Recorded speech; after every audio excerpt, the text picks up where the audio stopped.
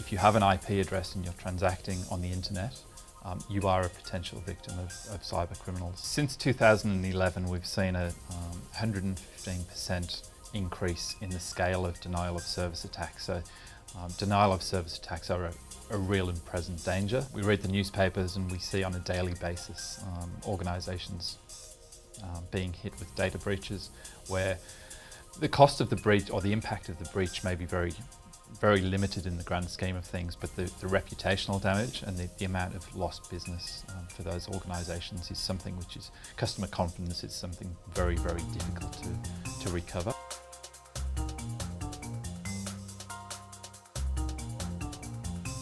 One of the key issues with cybercrime is, what is cybercrime? Very keen on your perspective around that. Sure, I think it's a good question. I think cybercrime really is a lot of things to a lot of different people. My take on it is that any offence or act where a computer system is attacked by a user of another computer system, whether it be a home user who experiences a virus on their home computer system, or a corporate, a large corporate being infected by or being attacked by a very, very well coordinated group. And so in the context of that, what are you seeing as major trends in the market? The trends in the market, for some time now, at least the last 10 years, we've seen that financially motivated attacks, cyber attacks, continue to be very, very prevalent. And the reason for that is because there's a lot of people making a lot of money from cyber attacks.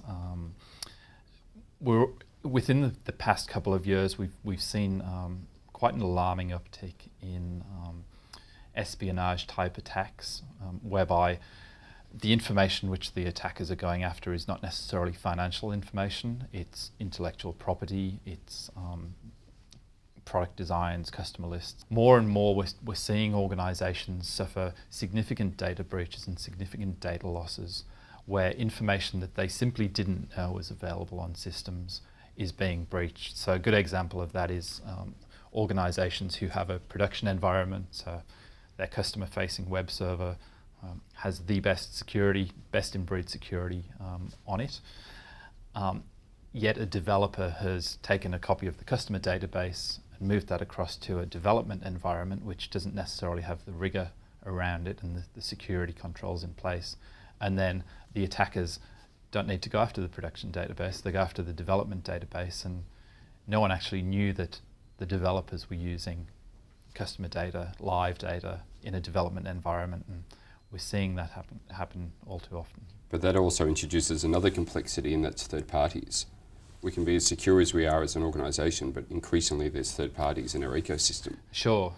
I think it's third-party influences both internally and externally. So I always think, with cybercrime, the people factor is very, very important, and it's integral to security of computer systems.